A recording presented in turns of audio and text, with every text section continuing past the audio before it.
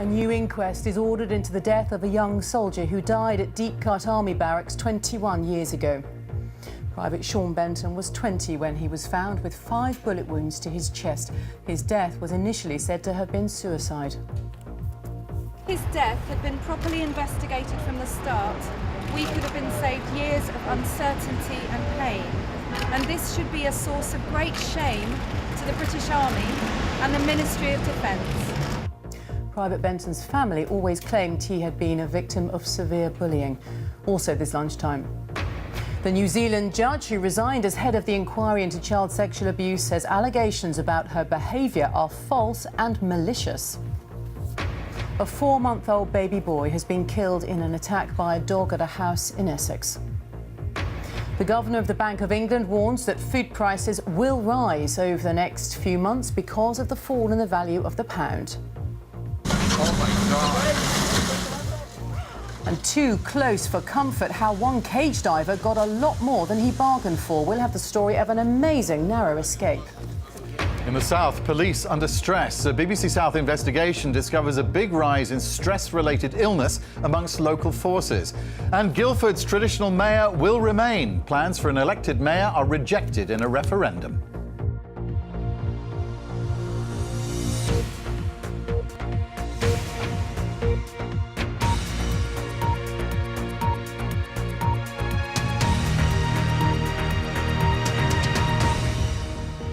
Hello, good afternoon. Welcome to the BBC News at 1. Private Sean Benton was just 20 when his body was discovered at Deep Cut Barracks in Surrey. He had 5 gunshot wounds to the chest. The first inquest into his death in 1995 returned a verdict of suicide. But ever since, his family have been fighting to have that verdict quashed. Well, today they succeeded and a new inquest will now be held. The soldier was the first of 4 young recruits to die at the barracks between 1995 and 2002. Well, let's cross now to the High Court and hear from our correspondent Nick Hyam. Nick. Kate, it's 21 years since Sean Benton died at Deep Cut, years in which his family and those of the other young soldiers who died there have campaigned tirelessly for their deaths to be investigated afresh. Today, the High Court concluded that a second inquest into Sean's death was justified by the new evidence that had come to light since he died. Deep Cut Barracks in Surrey, a place where it's claimed young army recruits were routinely bullied, harassed and intimidated, and where 4 soldiers were found dead of gunshot wounds in the space of 7 years.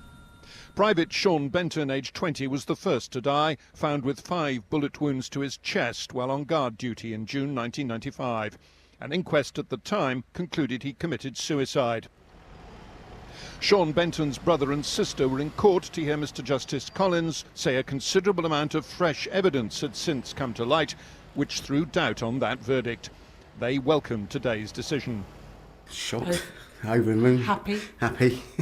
But sad, Yeah. because Mum and Dad, they weren't there, were they? So, yeah, but really happy. Relieved as well that something's going to come of this. Something's now actually going to happen, hopefully. To the right, incline. The treatment of recruits at Deep Cut has been investigated many times by police, the media and a review by a government-appointed lawyer. Families of the dead soldiers, some of whom suspect foul play, have called unsuccessfully down the years for a public inquiry. Sean Benton's friends believe he was bullied and victimised. We all remember Sean Benton, and for those of us that were there in 94, 95, we know exactly what Sean Benton was like. And as I say, nobody was perfect. We all made mistakes. But Sean now deserves his story to be heard and some kind of justice, because what happened to him, he didn't deserve it. And, you know, it concluded in his death. So we need to know the truth. The other recruits who died were Cheryl James in November 1995, Jeff Gray in September 2001, and James Collinson in March 2002. Inquests into their deaths recorded open verdicts, but a second inquest on Cheryl James in June this year concluded she had taken her own life.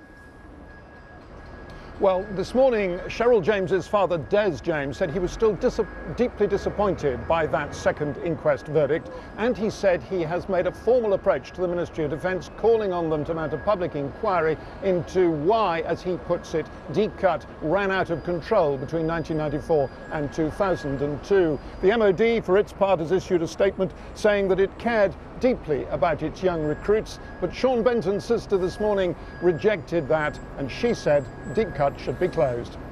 OK, Nick, thank you. The New Zealand judge who resigned as head of the inquiry into child sexual abuse says allegations about her behaviour are false and malicious. It follows newspaper allegations that the Home Office was warned about the conduct of Dame Lyle Goddard, which included disparaging remarks about Asian men. Here's our Home Affairs correspondent, Tom Simons. Justice Lyle Goddard launching the independent inquiry into child sexual abuse. She lasted exactly a year and a half in the job, but out of the blue in August she resigned. She explained herself in a letter to the Home Secretary Amber Rudd, who told MPs why she thought Lyle Goddard had gone. She found it too much for her, and although she could contribute to it, and there was some good work done in the past year, ultimately she found it too lonely. She was a long way from home, and she decided to step down. That's as far as I have. That's all the information I have about why she decided to go.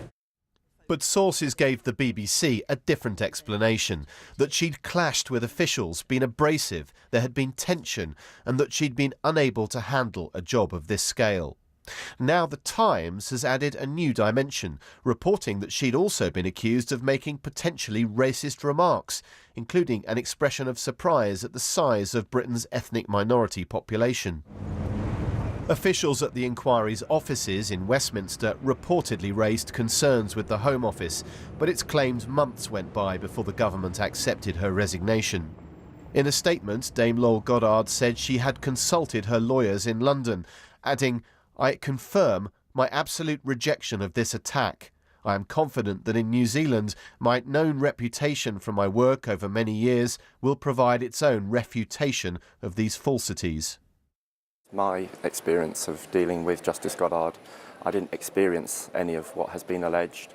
If it is true, then it's pretty damning, but we'll have to wait and see. The most important thing is that this inquiry continues its vital work. Lyle Goddard was the third chair of this inquiry. Its fourth is trying to keep it moving forward. The latest allegations will not help. Tom Simons, BBC News. A 4-month-old baby boy has died after being attacked by a dog at a house in Colchester. His 22-month-old brother was also attacked and received what police say are life-changing injuries. A woman was taken to hospital with minor injuries. From Colchester, Lee Milner. Today, tears of sadness for a little boy who lost his life in a tragic and horrifying accident. Bouquets of flowers and tributes now lay outside this family home. Just think as a parent, you can't imagine how the parents feel and what they're going through, so just wanted to put some flowers down. It was here where police were called yesterday afternoon. A mother and her 2 children were taken to hospital. Today it was confirmed that the youngest, a 4-month-old baby boy, had died. His brother, a 22-month-old toddler, is still receiving treatment in hospital for what's being described as life-changing injuries. The dog has since been put down. It was dark brown. I couldn't quite see if it was brindle. It was dark brown. It was quite big, so I think it was a crossbreed. But it was definitely of Staffordshire. Bull type. Came out under its own, steam. It wasn't dragged out or aggressive or anything. And it was ushered into the back of the van pretty quick.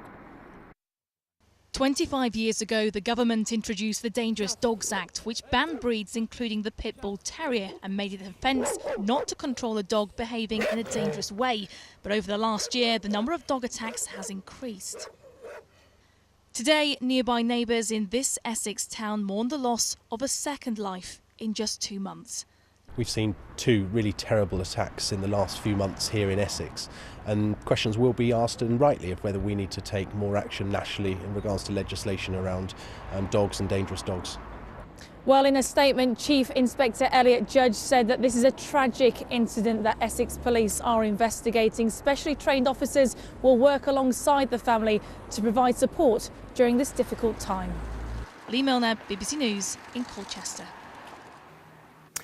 Now, there have been more warnings today that food prices will rise over the next few months because of the fall in the value of the pound. The Governor of the Bank of England, Mark Carney, said it was going to get difficult as the country moved from no inflation to some inflation. Well, let's get more from our economics correspondent, Joe Lynham. What exactly does he mean by this then? He means that the cost of many food products in our shops are going to start rising, and that's a direct result of the pound falling. That's because the people who import a lot of food will be paying more to get it into the UK.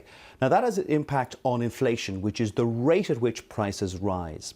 He said today that he expects inflation to overshoot. Now that's code for he thinks it'll be more than the target of 2%, which means ordinarily he would think about raising the cost of borrowing, of interest rates. But he also said that he's not going to do that because he thinks these price rises will be of a temporary nature and they'll feed their way through the economy in a few months, possibly a few years, and so that he won't be raising rates in the short term, he said.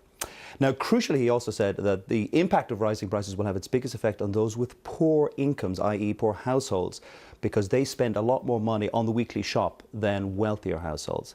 It's the first time that he's been speaking since the recent pressure on the pound, which has pushed the pound down to 31-year lows. So he is basically saying, we're watching the pound, we're not indifferent to it, and there will be impacts on the economy, but we'll handle it. OK. Joe, thank you. The former head of Britain's Armed Forces, Lord Bramall, says the Commissioner of the Metropolitan Police has apologised to him in person for the way officers handled child abuse allegations against him. Lord Bramall had to wait 10 months before he was told that no evidence had been found. Well, he says he's very pleased at the decision. Daniel Sanford has more. When Lord Bramall retired as Chief of the Defence Staff, he was cheered out of the office after a distinguished career that included the D-Day landings. But now in his 90s, he's suffered the indignity of an investigation for child sex abuse. Now, with a scathing independent report into the investigation looming, though it won't be published in full, Sir Bernard Hoganhow, the head of the Metropolitan Police, has finally apologised to him in person. But those who know him are still furious. The rule on which our justice is based, which is innocent until proved guilty, was completely ignored. The police descended on his house. 20 of them came in, searched the house for 10 hours, all on the basis of evidence of one total fantasist. It was this man, known as Nick, who made the allegations, but Lord Bramall always said the police should have treated them with more caution. I've never complained about being investigated. It was only the heavy-handed and the very unintelligent way that they went about it. He's told the Daily Telegraph the police overreacted in the aftermath of the Jimmy Savile scandal. This produced a witch hunt culture, he said, in which child abuse, particularly historic child abuse, came to be dealt with entirely differently to other criminal offences. The police, more concerned with their own public relations, should not have succumbed to that pressure. Lord Bramall says that the Metropolitan Police Commissioner apologised to him for the search of his house, for the length of time the investigation took, and also for the words used when the investigation ended. Scotland Yard merely said that there was insufficient evidence, rather than saying that Lord Bramall had been completely cleared. The most bitter memory Lord Bramall has is of the police raid at his home, when he had to steer his confused and terminally ill wife from room to room through the searching officers. She died before his name was cleared. Daniel Sanford, BBC News at New Scotland Yard. Now, if you're the parent of a child who is a fussy eater, you maybe blame yourself when they refuse the tasty meals you put before them. But scientists say fussy eating is actually down to genetics. A study in the Journal of Child Psychology and Psychiatry suggests that all of us are born with a dislike of some foods, and it's written into our DNA. Here's our health correspondent, James Gallagher. It's tea time in the Parnham household. Alice is only 2, but she knows what she likes. She wolfs down sweet potato, peas and sweet corn. She loves her veg with a splodge of tomato sauce. Foods Alice is less keen on our meat. She doesn't really like chicken or bits of beef in a stew or anything like that. She just spits it straight out. A study on nearly 2,000 sets of 16-month-old twins showed half of a child's fussiness is hardwired into their DNA, as is most of their refusal to try new foods. It shows who your child is just as important as what happens in the kitchen. So is mealtime a lost cause? Parents need to know that it takes up to 15 exposures to get a child to accept a food. So even though the child might, after the third or fourth time, still reject the food, keep going, and the child will gradually become more familiar with the foods and then start to eat it more on its own accord. Parents often take the blame for a fussy child, so Alice's mum says the study is reassuring. I think it makes parents feel a bit better that it's not something that we're doing, because obviously you try your hardest to get your children to eat things and sometimes they just don't like it. Other tea time tips include eating as a family, avoiding too many snacks, and never forcing a child to eat something they don't want to. You never know, they might save you from a couple of tantrums. James Gallagher, BBC News. We can but try. It is 16 minutes past 1 and our top story this lunchtime. A new inquest is ordered into the death of a young soldier who died at Deep Cut Army Barracks 21 years ago. And 1066 and all that will be marking the 950th anniversary of the battle which changed the course of British history. In the South today, we'll have your weekend weather forecast. It's not looking good. Also, not just another training scheme. The charity in Reading giving young people real jobs. And a collection of films and paintings by artists with learning difficulties goes on display in Oxford.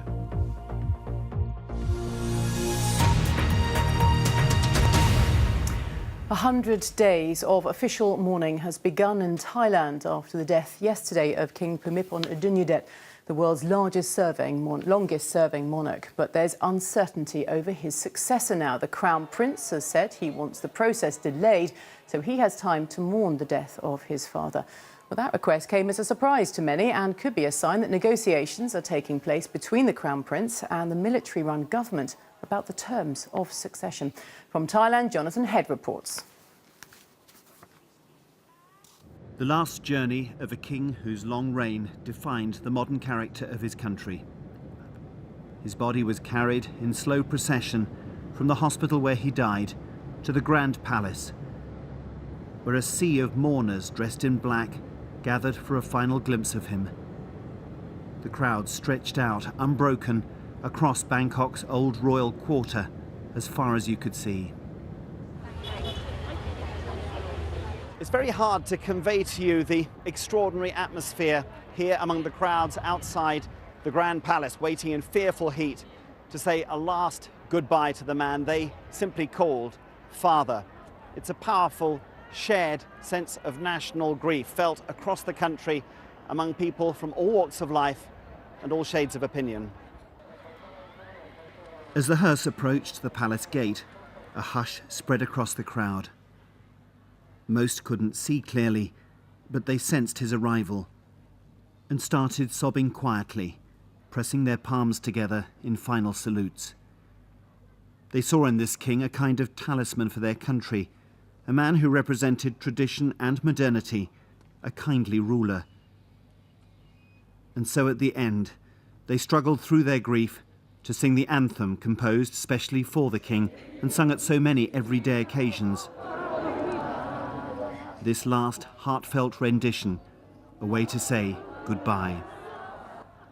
Jonathan Head, BBC News, Bangkok. Now, concussion's long been a concern for those playing contact sports, particularly professional rugby. But Top Flight Rugby in England now has technology that helps doctors to make a quick diagnosis by letting them review video footage of incidents in real time. Our sports correspondent Patrick Geary has had exclusive access to see the new technology. Saracens v Wasps in the English Premiership, a match where colossal collisions are so common we barely notice them, but their damage can be lasting. Concussion is now the most common injury in English top-level rugby. So the Premiership's become the first league in the world to introduce an instant video review system where spotters watch for potential head injuries and set a mark on the footage that the team doctor can swipe back and examine for themselves. We're able to actually look, rewind, watch in slow motion the mechanism of injury. And as a result, we're able to make a decision almost immediately instead of a delayed assessment. Concussions become a far more visible problem in rugby. 2 players have retired because of it this season, and the number of recorded concussions has more than tripled from 3.9 per 1,000 hours played in 2009-10 to 13.4 5 seasons later, a change that may be partly due to greater awareness. Well, an intense 80 minutes of rugby, but only 1 head injury for the medics to deal with, and everyone seems okay. For some, though, the effects of a concussion can last long after the final whistle. Jamie Cudmore made his name as a rambunctious lock forward for Canada. While at French club Clermont Auvergne, he says he suffered 3 concussions in the 2015 European Cup semi-final and final and was sent back on to play. It was the start of 3 really dark months of my life where for the first few days I couldn't sleep. I was really angry all the time, very agitated around my kids, which was totally not normal for me. Clermont said recently their medics followed the correct procedures in Cudmore's case and their players' welfare is a priority. Cudmore is now at Oyonnax. Others with concussion haven't been able to return to the game. Recently, South Africa's Alistair Hargreaves and Ireland's Nathan White both quit within a week of each other. Cudmore has set up a foundation with his wife and told me rugby needs to change its culture around head injuries. We've got to take that stigma away that having a head injury makes you soft, makes you weak. A head injury is like any other injury. It needs to be treated properly. So it's contact sport. You can't take that away from rugby. And that's what I love about rugby. Will anyone be watching the big hits at the start of this weekend's European rugby as closely as those on English touchlines? The technology is changing. The intensity, though, surely won't. Patrick Geary, BBC News.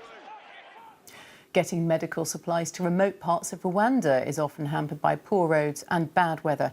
So now one company is using drones to parachute them into inaccessible parts of the country. Initially, the scheme will be used to deliver blood supplies, but in the future it's hoped the drones will be able to take vaccines and other medicines, as Dan Simmons now reports. Launching Zip 2-2 in 3, 2, 1.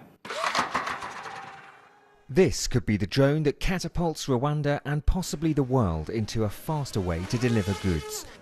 US startup Zipline has developed a fixed-wing drone that can automatically fly to its destination using satellite navigation, up to 75 kilometres away. Whoa! And this is the package that it delivers. It comes down on what wasn't a brilliantly operational parachute, I guess, on this time. It looks like it's come apart. But this is biodegradable. It's a one-time use, so they don't need to worry about the environmental impact of using this. Inside is the life-saving package.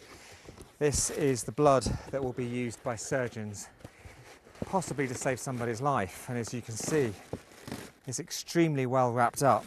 Patients brought to Rwanda's many district hospitals can face waits of hours, sometimes a day, for blood or plasma to be delivered by bike.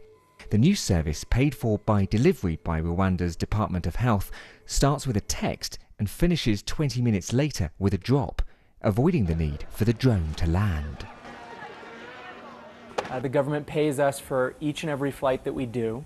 But the really cool thing is that these flights are actually about equal or a little less expensive than the way they were currently doing these deliveries. You can see through this window. While some may find it hard to believe an African nation could lead the world in adopting drone delivery, its technology minister told me he wasn't surprised.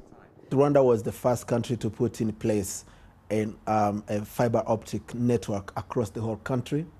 For me, having lived there all my life, I'm not surprised to see that the president is behind this project, pushing it to become a success. If this could be proven to be safe and reliable, this could be the future of drone delivery, not just in Rwanda, but around the world.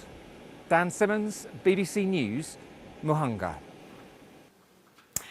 Now, it's one of the most famous dates in British history, forever immortalised here on the Bayeux Tapestry. On this day in the year 1066, the forces of Duke William of Normandy defeated the English King Harold in a field in East Sussex. But this weekend, reenactments of the Battle of Hastings will be taking place to remember an event which forever changed the course of this country's history, as Tim Muffet now reports. From York to East Sussex. 300 miles on horseback and foot. The same journey King Harold and his troops made as battle loomed 950 years ago. Why do this journey? It's an excellent way to remember probably the most famous date in English history. It's pivotal. It set up the political and social landscape for us for 1,000 years. That the Battle of Hastings is no Norman conquest. The Norman conquest changes English society, changes the way in which high politics works in this country as well. So the guys behind me at the moment, they're reenacting this great march down to a cataclysmic event which is going to shape English society and politics. Changes in law, changes in architecture, the introduction of castles, the language we speak today is a result of 1066 as well. There's a famous historian who quoted that history is the ship that carries us into the future. And it's really important that school children who we meet along the way when we're doing school visits, when schools are coming out to meet us on the road, that they get a sense of their history and heritage. Norman longswords have a very sharp point. We actually got to see people that have acted out things like this, and they can tell you lots about it. After William had defeated Harold, he ordered the building of Battle Abbey to mark the site of his victory. And on the very fields where the Saxons and Normans are thought to have clashed, preparations are underway for a huge reenactment of the event that changed English history. Tim Muffet, BBC News, in Battle in East Sussex. Now, the 60th London Film Festival is in full swing, with hundreds of films being shown across the capital. It's the biggest festival in the UK, and Gavin Esler is at Leicester Square for us. So tell us more, Gavin. Yes, hello and welcome to Leicester Square for the 60th BFI London Film Festival. It is absolutely a feast of film. More than 200 movies, 18 premieres and a feast of stars as well. One of them, I'm very pleased to say, is Monica Bellucci, best known most recently to British audiences for her role as one of the Bond girls in Spectre, and awaiting the premiere tomorrow night of On the Milky Road, which is a Serb film in which you, who don't speak Serb, had to act in Serb, which is a bit of a challenge, Monica, I suggest. But it was very interesting. Of course, I don't speak Serbian in life, and I had to learn, work with a coach. And so I was for 3 years, because I shot for 3 years in this movie, in a land full of beauty and suffering. And it was really interesting to work with Mirko Storica, because he's such an artist, very eclectic. He's a director, he's an actor, he's a writer, he's a musician, he's a businessman. So it was really interesting to work with him. It's an extraordinary film because it's set against the horrendous background of the Balkan Wars, as you say, and yet there's a lot of fun and love in it. Yes, as you say, there is some violence, but at the same time it remains a poetic and dreamlike world, and with a love story between two adult people that have been through so many hardships in life. And this film proves that love and sensuality is about energy, not age. And I can't let you go without asking, who should be the next James Bond? I don't know, but I'm sure it's going to be good anyway. And I just want to say that I'm very happy to be at this festival. Well, if you don't know, I don't think any of us do. We will be here all day for the BBC News Channel, and at 5:35 for the film review with Mark Kermode, in which we will be previewing Nocturnal Animals and hope to talk to the director, Tom Ford. Now back to you. Gavin, thank you very much indeed. Well, finally, some footage of a truly extraordinary escape. It shows the moment when a shark got into a supposedly shark-proof cage with the diver inside. Before you watch, to reassure you, the diver did escape unharmed. Christian Fraser has the story. An encounter with a great white shark lured to the viewing cages with a lump of tuna. Having taken the bait, it thrashes its way into the cage. There's a professional diver inside. Just thought it would probably would be able to turn and swim off. You couldn't really see immediately the shark in there because it was like just this boiling water. In the cage. Until the shark fights its way through the top, blood seeping from its gills. But this is not the blood of the diver who's still missing. Then it just got quiet. That was another big scary moment. Like, Ming, the diver, didn't just immediately pop up.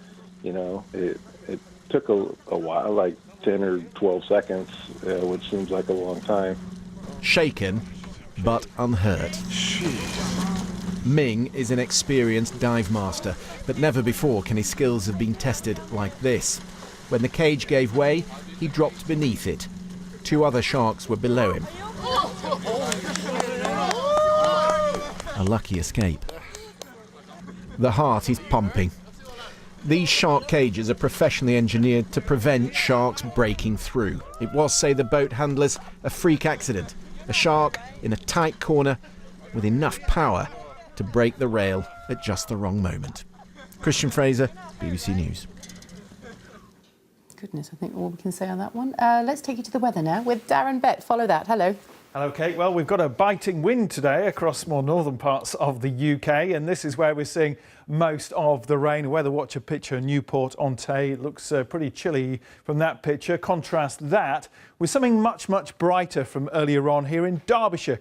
A bit of hazy sunshine, although we have seen cloud increasing here over the past few hours. Most of England and Wales dry. You can see we've got many more showers further north, even some longer spells of rain in the northeast of Scotland. We've seen some heavy showers in Northern Ireland. Those will continue into the afternoon, but should become lighter. There'll be some sunshine too. Central and eastern Scotland, though, seeing showers, longer spells of rain, perhaps becoming lighter. But strong to gale force winds in the northeast. A really poor day here. Much lighter winds, though, for England and Wales, where the showers are easing away from most of northern England. We've got a bit more cloud, a few showers wandering into Wales, across the West Country. Further east, it's likely to be dry and bright. More in the way of cloud, though. Hazy sunshine. Temperatures a bit higher than they were yesterday. We've got rain, though, gathering in the southwest. This could swing into the southwest of England and Wales. More rain coming up from the near continent. This more persistent rain working northwards into northern England and Scotland by the end of the night. So with cloud, with outbreaks of rain, it's not going to be as cold as it was last night. But as we head into the weekend, as you see, there is some rain around, very mixed weather. There'll be some sunshine too. I think the bigger change is the fact that it will be turning milder, and that's because we're changing the wind direction. We're going to have more of a southerly wind this weekend developing, but it comes around an area of low pressure, and that will bring with it the cloud and the rain. So for many of us on Saturday, it's a cloudy start with some rain. That rain working slowly northwards. It may linger across much of Scotland together with the strong winds for much of the day, and then we get some warmer sunshine before some squally downpours arrive in the southwest during the afternoon. So quite a range of temperatures, chilly in the wind and rain in Scotland, but warmer than recently where we get some sunshine in between the rain. That rain that's squally in the south works its way northwards during the evening. It becomes lighter, tends to decay. The rain does finally clear away from Scotland, but there's more showers arriving in the southwest. And really Sunday, we'll see some sunshine, yes, but the showers are never too far away, and it will be a windier day. Gale force winds out across many western areas, but at least temperatures will be a little bit higher. So over the next few days, we're seeing a southerly breeze developing. That's bringing higher temperatures, but during next week, the wind direction changes again, a northwesterly, dropping temperatures, all the while sunshine and showers. Kate. OK, Darren, thank you very much. Before we leave you, then a reminder of our main story this lunchtime. A new inquest has been ordered into the death of a young soldier who died at Deepcut Army Barracks 21 years ago. That's all from us now on BBC One. Though it's time for the news where you are. Have a very good afternoon. Bye-bye.